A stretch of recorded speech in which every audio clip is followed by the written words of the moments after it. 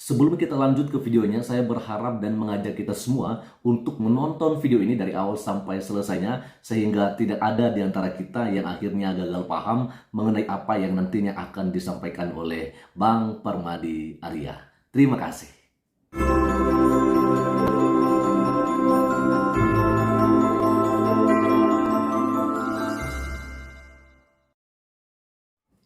Puji Tuhan, Shalom, Assalamualaikum, Om Swastiastu, Namo Buddhaya, salam kebajikan, dan salam cinta damai dari saya, Perianto Zamasi. Teman-teman, saya mohon maaf karena kebetulan video kali ini hasilnya kurang bagus karena kebetulan di tempat saya sedang padam lampu PLN-nya. Nah, teman-teman, Abu Janda, Bang Permadi Arya, saya percaya banyak orang yang tidak senang dengan beliau, apalagi ketika beliau memberikan tanggapannya soal kisruh atau konflik yang terjadi dalam beberapa hari terakhir, ya, soal serangan yang dilakukan oleh Hamas di wilayah Israel. Dan beliau, Bang Permadi Arya, selalu memberikan tanggapan yang sangat luar biasa menurut saya. Dan kali ini saya akan menampilkan kepada kita semua ketika Bang Permadi Arya sedikit ya mengungkap sejarah bagaimana tentang tanah Palestina. Dan tidak lagi berlama-lama, mari kita lihat saja apa yang disampaikan oleh beliau, Bang Permadi Arya alias Abu Janda, lewat videonya berikut ini.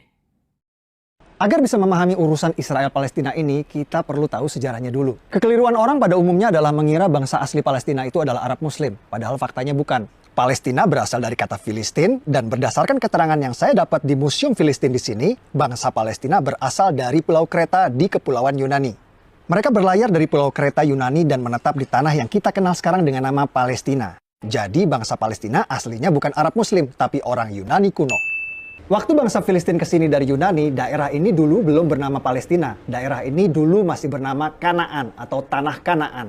Apakah waktu itu sudah ada bangsa Arab dan Yahudi di sini? Jawabannya belum. Bani Israel atau bangsa Yahudi baru datang ke Tanah Palestina setelah Nabi Musa meminta kepada Fir'aun Raja Mesir untuk membebaskan mereka dari perbudakan. Setelah terbebas dari Fir'aun, Nabi Musa membawa Bani Israel atau bangsa Yahudi ke tanah yang dijanjikan. Itulah tanah yang kita kenal sekarang dengan nama Palestina.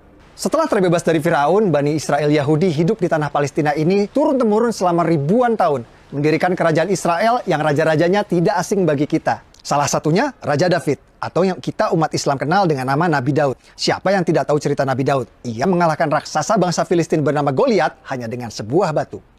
Lalu ada Raja Solomon, anak kandung dari Nabi Daud, atau yang kita umat Islam kenal dengan nama Nabi Sulaiman. Nabi Sulaiman adalah Raja Yahudi yang membangun kuil suci untuk tempat ibadah agama Yahudi yang dikenal dengan nama Kuil Solomon. Yang di belakang saya itu adalah tembok ratapan, tempat paling suci bagi agama Yahudi seperti Ka'bah buat umat Islam. Tembok ratapan ini dulunya adalah bagian dinding dari kuil suci agama Yahudi yang dibangun oleh Nabi Sulaiman. Kuil bertahan 600 tahun sampai ia dihancurkan oleh bangsa Romawi pada tahun 70 Masehi.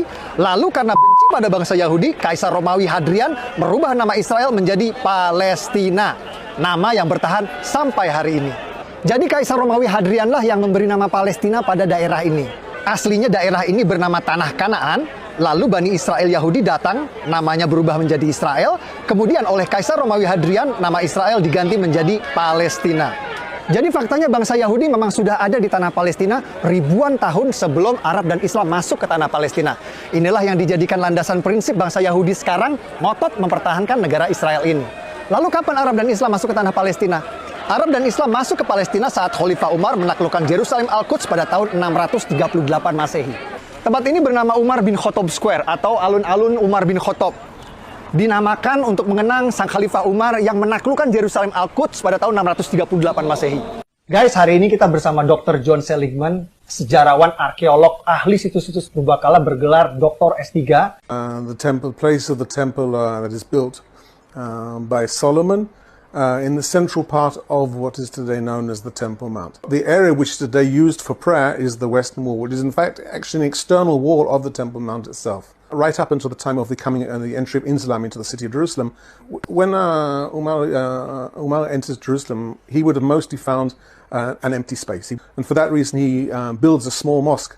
We know quite clearly the development of the two major structures on the Temple Mount, one being the Dome of the Rock, and the other one being the Al-Aqsa Mosque. Both were built by the fifth Caliph, Abdul Malik. Those buildings are later than the time of the arrival of Muhammad.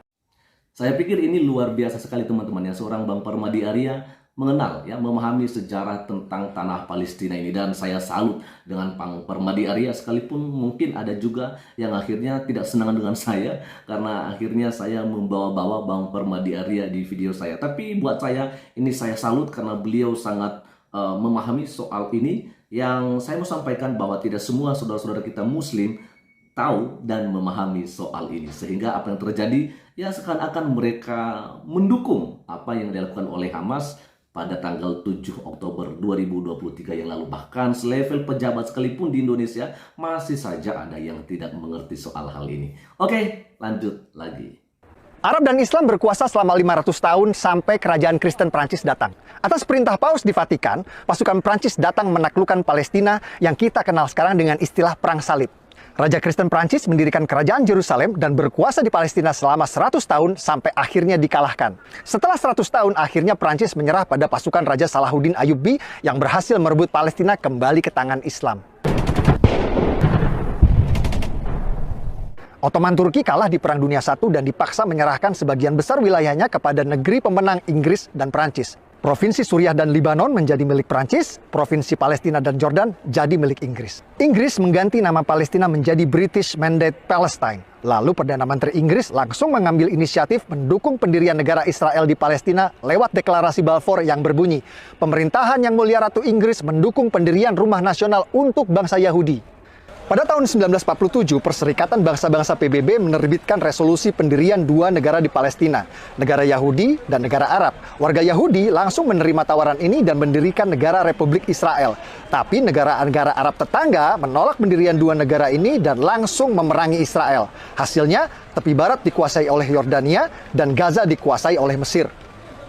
Jadi yang menggagalkan berdirinya negara Palestina itu bukan Israel, tapi Yordania yang menjajah tepi barat dan Mesir yang menjajah Gaza. Bahkan selama bertahun-tahun, Yordania dan Mesir menolak mengakui kedaulatan Palestina di tepi barat dan Gaza dan menganggap dua daerah tersebut menjadi bagian dari negara mereka. Ini fakta. Negara-negara Arab terus menolak pendirian negara Palestina inisiatif dari PBB. Dan pada tahun 1967 kembali menyerang Israel di Perang 6 Hari yang dimenangkan oleh Israel. Kekalahan ini malah membuat tepi barat dan Gaza kini dikuasai penuh oleh Israel. Bahkan saat Yasser Arafat, pemimpin Gerakan Pembebasan Palestina PLO, sepakat perjanjian damai Oslo yang akan mendirikan negara Palestina berdampingan dengan Israel ditolak oleh partai oposisi Hamas yang membuat pendirian negara Palestina kembali gagal. Dulu PBB menawarkan pendirian negara Palestina ditolak, malah dibalas dengan perang. Lalu Amerika menawarkan pendirian negara Palestina kembali ditolak. Sepertinya perdamaian memang sulit tercapai di sini karena setiap ada upaya menuju perdamaian selalu ada pihak-pihak yang berusaha untuk menggagalkannya. Tahun 2007 saat Presiden Palestina Mahmud Abbas sepakat dengan solusi dua negara, oposisi Hamas malah sengaja menembakkan roket-roket ke Israel sebagai tanda mereka menolak solusi damai tersebut.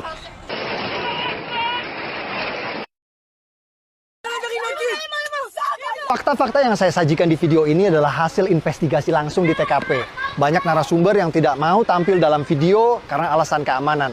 Saya berharap video ini bisa memberikan penjelasan, membantu menjelaskan bahwa apa yang terjadi di sini bukan seperti yang kita dengar selama ini. Peduli Palestina adalah masalah kemanusiaan. Betul, saya setuju. Tapi jika Anda peduli tanpa tahu fakta, hanya akan membuat Anda mudah dibodohi oleh penipu maling donasi seperti ACT yang sering memutarbalikkan fakta agar uang keluar dari dompet Anda.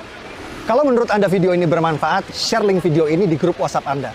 Dengan saya Permadi, dari kota Purbakala, Yerusalem, Al-Quds. Assalamualaikum warahmatullahi wabarakatuh. Oke teman-teman, jadi segitu aja dulu yang bisa saya sampaikan kepada kita pada kesempatan pagi hari ini. Luar biasa, ya sekali lagi amazing. Bang Permadi Arya cukup tahu soal ini. Ya awalnya memang kita harus mengerti soal keberadaan Masjid Al-Aqsa. Ya, karena memang semuanya kita harus kembali kepada kitab suci yang cukup lama, yaitu kitab sucinya orang Yahudi dan juga kitab sucinya orang Kristen. Karena di sana jelas ditulis ya riwayat bagaimana ketika Nabi Salomo ya mendirikan bait Allah di sana. Yang kemudian akhirnya saat ini ada berdiri ya Masjid Megah ya. Dan saya pikir kalau kita sudah mengenal hal ini, saya percaya bahwa kita tidak akan terpancing dengan apa yang terjadi di sana. Sekali lagi, ini bukan soal agama. Ya, kita jangan membawa-bawa agama. Saya heran teman-teman ya, ada saudara-saudara kita yang akhirnya ya mereka mendukung Palestina katanya. Bagi saya nggak apa-apa. Mendukung Palestina boleh, tapi jangan sampai mendukung gerakan yang dilakukan oleh kelompok Hamas ini. Jelas-jelas ini adalah sebuah hal yang brutal yang mereka lakukan. Ya, teman-teman, saya tidak banyak mau berkomentar soal ini. Saya takut nanti saya kelewat kata dan akhirnya saya dibilang, ya, diklaim sebagai seorang penista agama. Saya tidak mau seperti begitu.